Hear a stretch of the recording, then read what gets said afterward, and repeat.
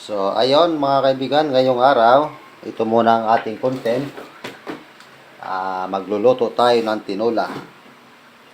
Pero hindi manok ang ating lulutuin tinola mga kaibigan. Tinulang itlog mga kaibigan. Ayan, tinulang itlog. Siguro nag-iisip kayo, no? Pwede bang lutuin yung itlog na tinola? Pwede mga kaibigan, pwede. Lahat po ng pwede lutuin, pwedeng gawin tinola yan. Ayan, tinulang itlog. So, pagka marunong tayo magluto, pwede tayo mag-imbento ng iba-iba. Nag-iimbento na rin lang naman tayo ng luto. Eh, di, sulitin na natin, mga kaibigan, Tama ho ba? Ayan. Kompleto Ricardo rin ho yan.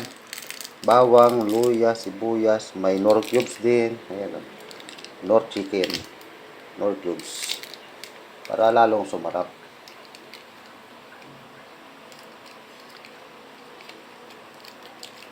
Ayan. Napakasarap niya mga kaibigan. Na-try ko na rin po ito. Tapos lalagyan natin ng malunggay. Napakasustansya nito mga kaibigan.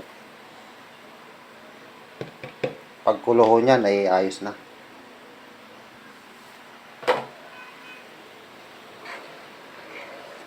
Napakasarap nito. Na-try ko na po ito isang beses.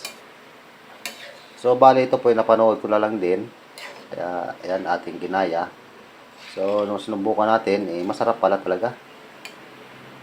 Dati po ang ginagawa ko yung itlog na may luya. Pero masarap din naman pala. Masarap din po yun kasi yun ay niluluto ko rin yun sa probinsya. Kumplito Ricardo rin po yan. Ngayon po, ang ginawa natin, kumplito Ricardo naman to. Kasi yun sa luya, luya lang yun. Tapos magic sarap lang. Ito, minor cubes, magic sarap. Yan.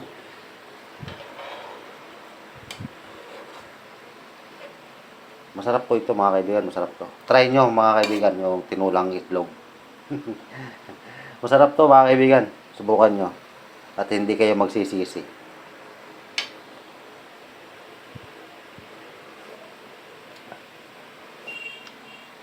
Sarap. Nga lang, ang kulang natin is yung ceiling green. Dapat po pala may nakabili tayo ng ceiling green, no? Kaso hindi tayo nakabili. Nalimutan natin. Nalimutan kong bumili ng ceiling green.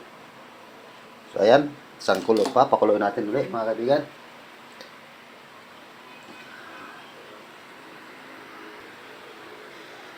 So ayan mga kaibigan. Ayan, kita nyo kumukulo pa. Kulong-kulo talaga mga kaibigan. Ayan, niloto lang natin yung malunggay. Ayan. Ulam na. Ulam na mga kaibigan. Tinulang itlog.